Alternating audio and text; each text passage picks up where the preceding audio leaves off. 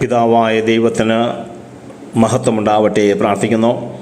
കർത്താവായ ഈശോയെ, അങ്ങയുടെ വചനമനുസരിച്ചുകൊണ്ട് നിത്യജീവൻ ലക്ഷ്യം വെച്ച് ജീവിക്കാനുള്ള ഒരു ജനതയെ ഈ ഭൂമിയിൽ അവിടെ ഒരുക്കിക്കൊണ്ടിരിക്കുന്നതിനോർത്ത് അങ്ങേക്ക് ഞങ്ങൾ നന്ദി പറയുന്നു. എന്നെ ശ്രമിക്കുന്ന സഹോദര സഹോദരി, ഈ ലോകത്തിൽ വലിയ ഒരു യുദ്ധം നടന്നുകൊണ്ടാണ് ഇരിക്കുന്നത്. ഇറാനും ഇറാഖുമോ അമേരിക്കയും ഇസ്രായേലും തമ്മിൽ ഇറാഖിനെ ആക്രമിക്കുന്ന യുദ്ധമല്ല, അല്ലെങ്കിൽ റഷ്യയും ഉക്രൈനും തമ്മിലുള്ള യുദ്ധമല്ല ഞാൻ പറയുന്നത്. ലോകത്തിൽ നടക്കുന്ന വലിയൊരു യുദ്ധം അശുദ്ധിയും വിശുദ്ധിയും തമ്മിലുള്ള യുദ്ധമാണ്. ദൈവവും ദൈവവിശ്വാസികളും ദൈവനിന്ദകരും തമ്മിലുള്ള യുദ്ധമാണ് നടന്നുകൊണ്ടിരിക്കുന്നത്.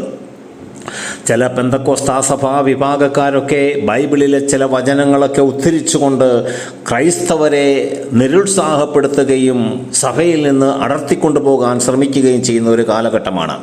യെശയ്യാ പ്രവാചകൻ 1-ാം അധ്യായത്തിൻ്റെ 11 മുതൽ 14 വരെയുള്ള തിരുവചനങ്ങൾ പല പെന്തക്കോസ്തക്കാരും ഉപയോഗിക്കാറുണ്ട്.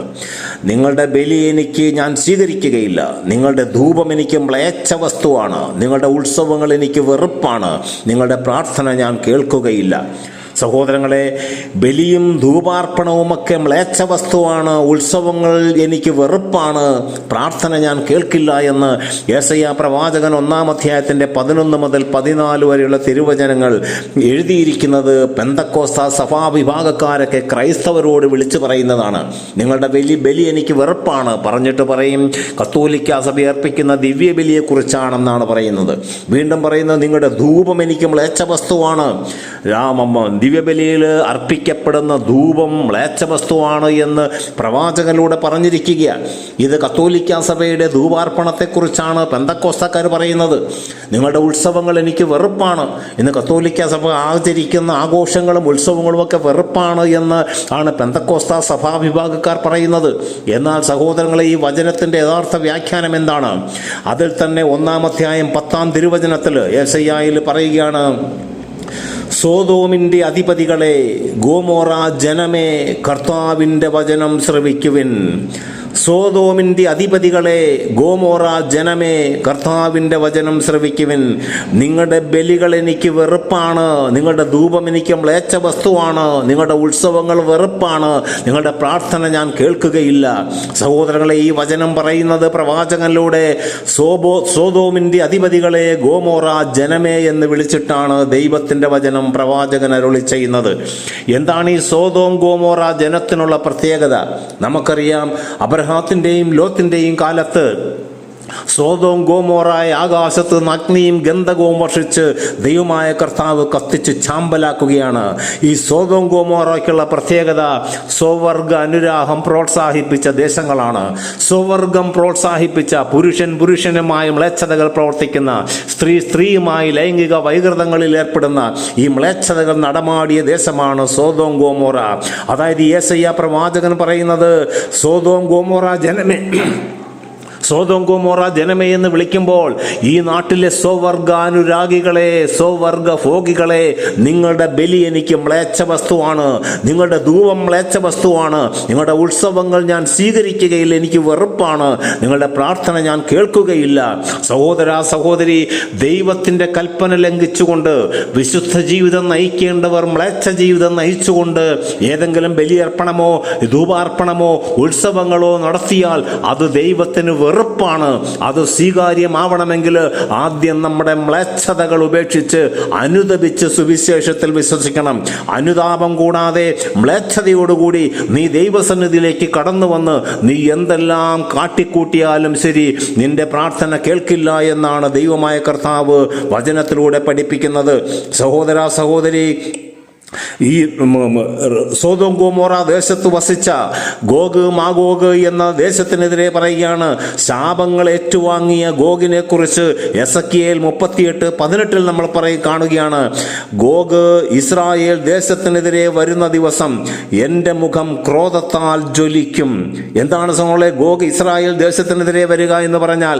അതായത് ശപിക്കപ്പെട്ട സന്തതികള്, അത് സ്വവർഗാനുരാഗികള്, വിശ്വാസികൾക്കെതിരെ വരുന്ന ദിവസം എൻ്റെ മുഖം ക്രോധത്താൽ ജ്വലിക്കുമെന്നാണ് ദൈവമായ കർത്താവ് പറയുന്നത്.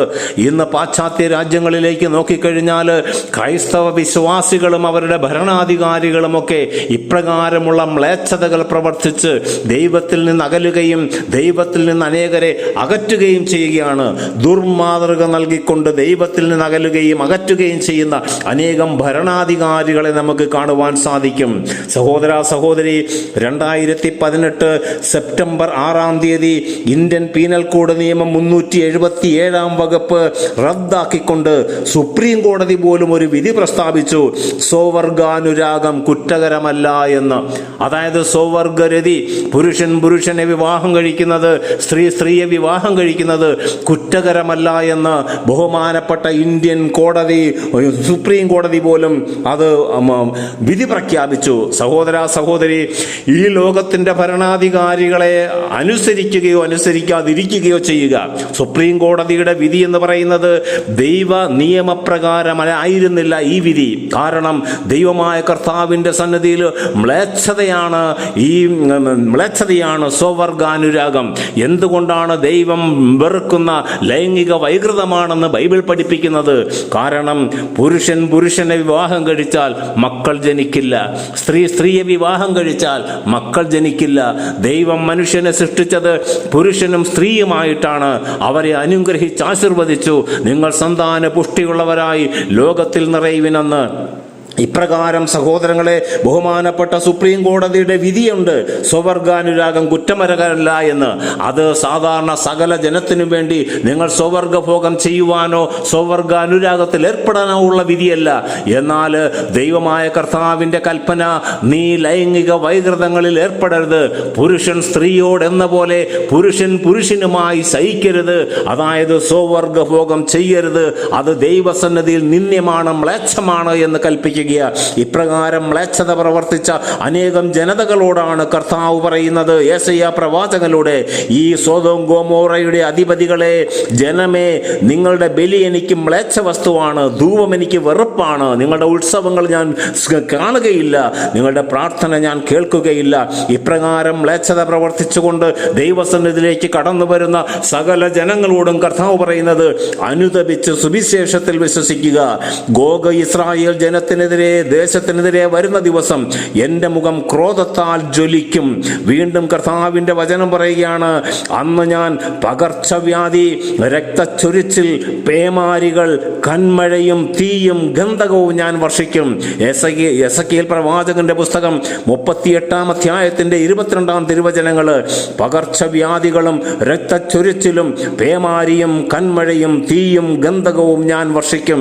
സഹോദര സഹോദരി, മ്ലേച്ഛത പ്രവർത്തിക്കുന്ന വ്യക്തികളോ കുടുംബങ്ങളോ ദേശങ്ങളോ ജനതകളോ ആയിക്കൊള്ളട്ടെ, അവർ ദൈവത്താൽ വെറുക്കപ്പെടുന്ന പകർച്ചവ്യാധികളാലും രക്തച്ചൊരിച്ചിലാലും പേമാരിയാലും കന്മഴയാലും തീയും ഗന്ധകവും ഒക്കെ വർഷിക്കപ്പെട്ട് നശിപ്പിക്കപ്പെടുമെന്ന ദൈവത്തിന്റെ മുന്നറിയിപ്പാണ് തിരുവചനത്തിലൂടെ നൽകുന്നത്. ഇന്ന് ലോകത്തിൽ നമുക്ക് കാണാം പരസ്പരം യുദ്ധങ്ങള്, അതുപോലെ പകർച്ചവ്യാധികള്, പേമാരികള്, കാലാവസ്ഥയിൽ ഭൂകമ്പങ്ങള്, സുനാമി അടിക്കുന്നു, അനേകം ജനകൾ ചത്തൊടുങ്ങുന്നു. സഹോദര സഹോദരി, ഇതിന്റെ പിന്നില് ദൈവത്തിന്റെയും പിശാചിന്റെയും വലിയ ഒരു യുദ്ധമാണ് നടക്കുന്നത്. കാരണം ദൈവവചനം ലംഘിക്കുവാൻ പിശാച് പ്രേരണ നൽകുമ്പോൾ ഈ പിശാചിനടിമയാകുന്ന മക്കൾ സ്വയം നശിച്ചുകൊണ്ടാണ് ഇരിക്കുന്നത്. ഈ ലോകത്തിൽ തന്നെ അതൊരു മാതൃകയാണ്. സഹോദര സഹോദരി, പരിശുദ്ധനായ ദൈവം, സ്വർഗത്തിലെ മാലാഖമാർ പരിശുദ്ധൻ പരിശുദ്ധൻ പരിശുദ്ധൻ എന്ന് പാടി സ്തുതിക്കുന്ന പരമപരിശുദ്ധനായ ദൈവസന്നിധിയിൽ സ്വർഗത്തിൽ ഒരു വ്യക്തി എത്തണമെങ്കിൽ നമ്മളും പരിശുദ്ധരായിരിക്കണമെന്നാണ് കർത്താവിന്റെ കൽപ്പന. എൻ്റെ സ്വർഗസ്ഥനായ പിതാവ് പരിപൂർണനായിരിക്കുന്നത് പോലെ നിങ്ങളും പരിപൂർണരായിരിക്കുവിൻ. എൻ്റെ സ്വർഗസ്ഥനായ പിതാവ് പരിശുദ്ധനായിരിക്കുന്നത് പോലെ നിങ്ങളും പരിശുദ്ധരായിരിക്കുവിൻ. സഹോദര സഹോദരി, ദൈവം പറഞ്ഞ വാക്കുകളുടെ ഒരക്ഷരം മാറുകയില്ല, ഒരു വള്ളിക്കോ പുള്ളിക്കോ മാറ്റം സംഭവിക്കുകയില്ല. മാറേണ്ടത് ഞാനും നിങ്ങളുമാണ്. ദൈവരാജ്യം ലക്ഷ്യം വെച്ച് ജീവിക്കുന്ന ഒരു വ്യക്തിയാണ് നീയെങ്കിൽ, ദൈവത്തിന്റെ മകനും മകളുമായി രൂപാന്തരപ്പെടാൻ ആഗ്രഹിക്കുന്ന ഒരു വ്യക്തിയാണ് നീയെങ്കിൽ, സഹോദര സഹോദരി, കർത്താവിന്റെ ഈ വചനം ശ്രവിച്ചുകൊണ്ട് വിശുദ്ധ ജീവിതം ആഗ്രഹിക്കാം. എല്ലാവരെയും ദൈവം അനുഗ്രഹിക്കട്ടെ. പിതാവിന്റെയും പുത്രന്റെയും പരിശുദ്ധാത്മാവിന്റെയും നാമത്തിൽ ആമേൻ.